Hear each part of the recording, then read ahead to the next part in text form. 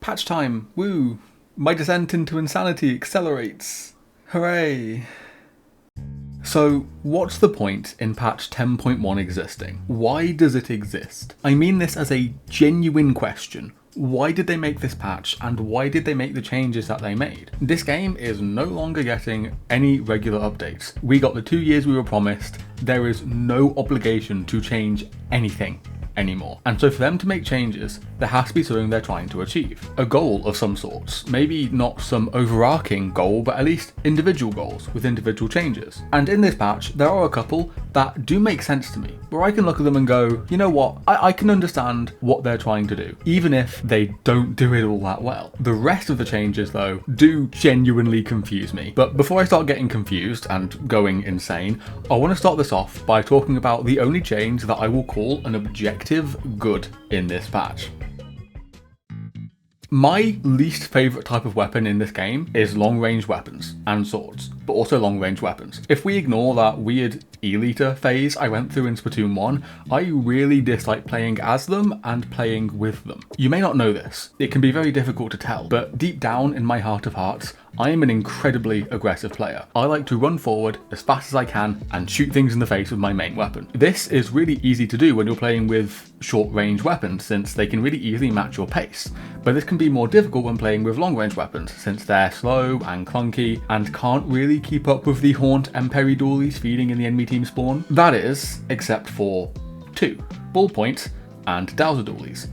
A Ballpoint didn't get changed in this patch, so Dowserdoolies are a cool weapon, since yeah, they're a long-range weapon, which should make them slow and clunky, but they're also a dualies, so they have a role which gives them the mobility and flexibility of short-range weapons. They are some of the most aggressive long-range weapons in the game, which is only compounded by their kits, a killer whale that lets them keep their main weapon, and a burst bomb which promotes actually fighting people up close or with your team. Unfortunately, the main weapon has never really been strong enough to see play, so while it has potential on paper, not in practice. Personally, I find the changes that they're making very interesting, since it seems very targeted at one of the main problems holding Dowserdoolies back, at least when thinking about it in terms of an aggro backline. It's getting a 33% increase to its bullet velocity before a roll and 38% after a roll. First off, these numbers are massive. They are not holding back. But second, bullet velocity is an interesting choice, since it is one of the most important stats in making a main weapon feel strong and consistent. With low bullet velocity, it doesn't matter how good your aim is, it will be unlikely that your shots hit. Your opponents have more time to find cover and moves in ways you never expected, which gets worse the further away you are from your opponent. So, you know, the longer range a weapon is, the more bullet velocity matters. Assuming my numbers are right, this change puts Dowserdoolies' initial bullet velocity while standing at about 3.73 units per frame, which, for reference, it was initially at 2.8, Jet is about 3.3, and Nautilus, the weapon known for its bullet velocity, is about 4.3. This is going to have a massive impact on how Dowsers performs, since the comps that it works best with are comps that have a large focus on main weapon performance. In my head, personally, I'm imagining something like double dualies, a sword, and a flex. And while my heart is telling me that the flex should be something like a Zimmy or a Junior or maybe even a brush, in reality though, the answer is probably Zap, which is why I don't really see this redefining any meta anytime soon, since if we double down on aggro Dowser stuff, there's no room for Cooler, but if we include Cooler, we're not doubling down on aggro Dowser stuff, you know? I'm rambling, but like, my point about this change is that it is really cool and really good. And while I don't see these changes redefining the meta anytime soon, that's not really their fault, that's Cooler's fault. And so I look at this change and genuinely, no complaints. No complaints. This is just good.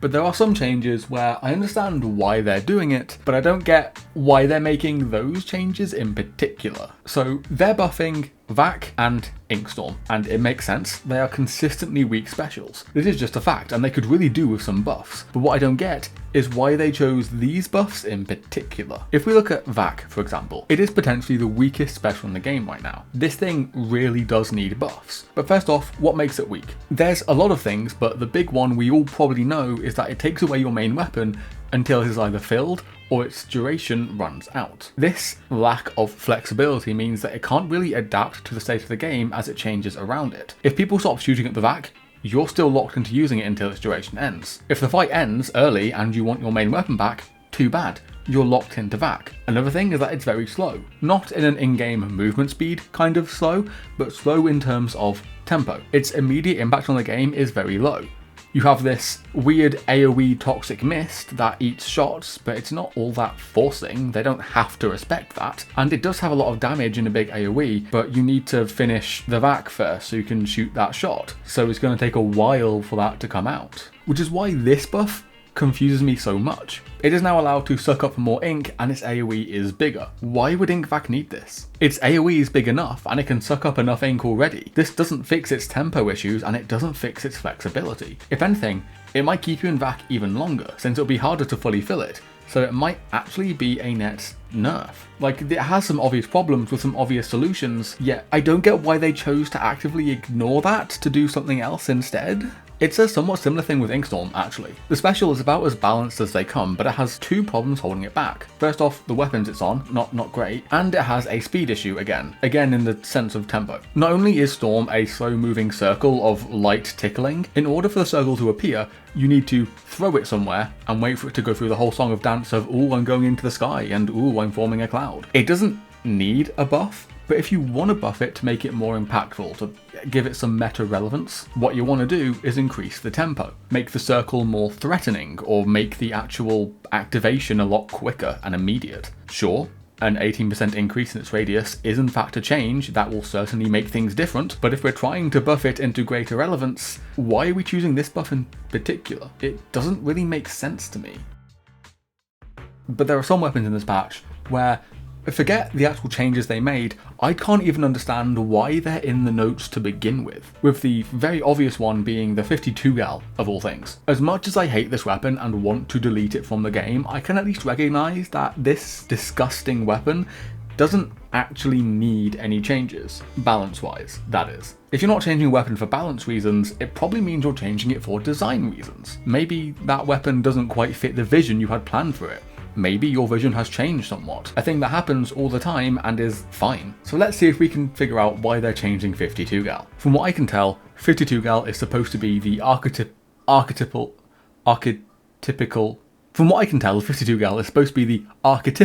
heavyweight short-range shooter.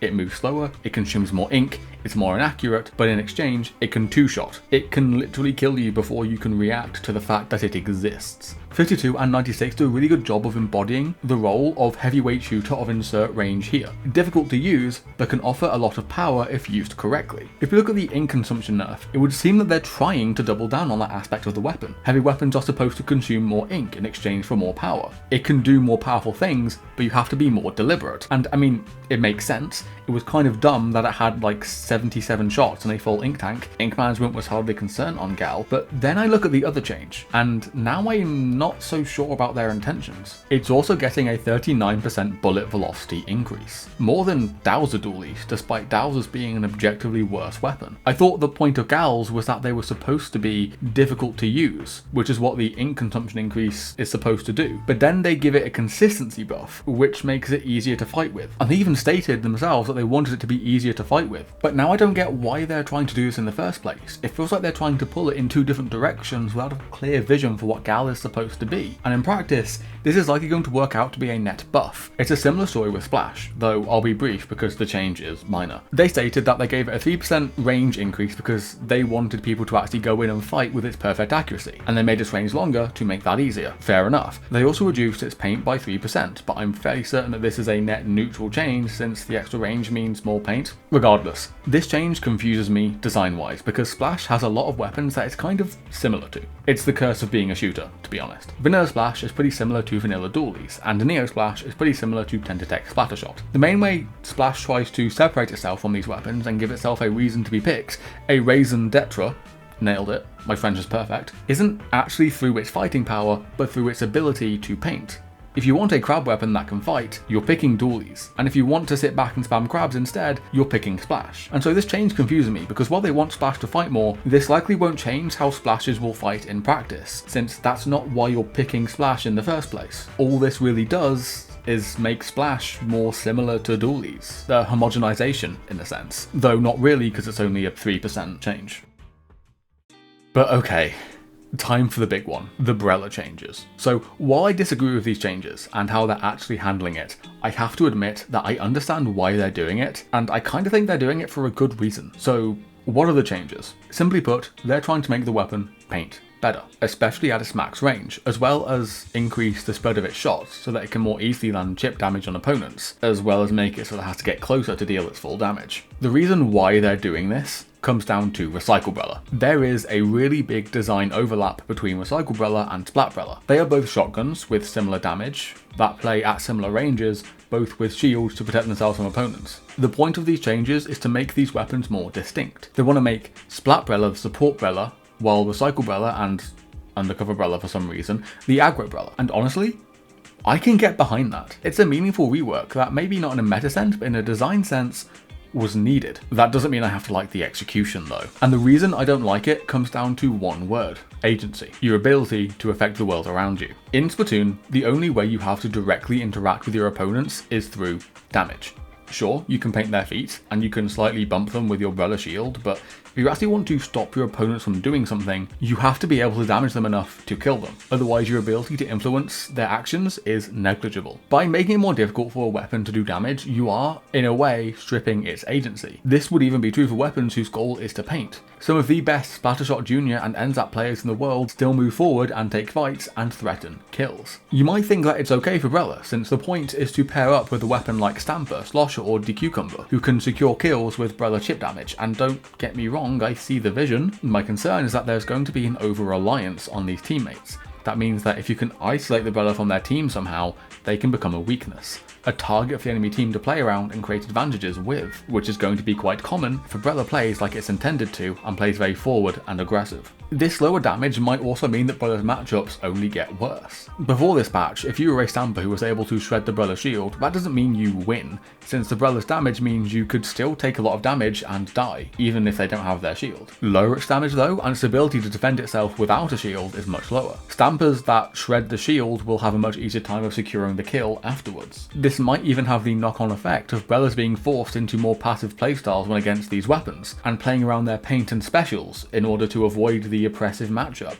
which will have the very opposite effect of what they want. Of course, I am just theorising here. I haven't actually played this patch yet, but this is my main concern. So while I get why they're making these changes, and I am in full support of the reason, I am very concerned that we will just see these changes backfire and to make Brella even more painful to play. Not that it matters in the grand scheme of things though, since while I don't really get why the vast majority of these changes happened, the same weapons that have been dominating for all of 2025 so far will continue to dominate, and I don't see any weapons rising up the ranks. So yeah.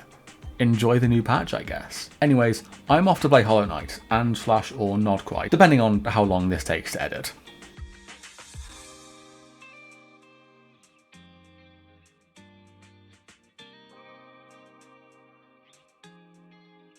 Wait, Tentabrella Cream? But they didn't add a third Tentabrella kit.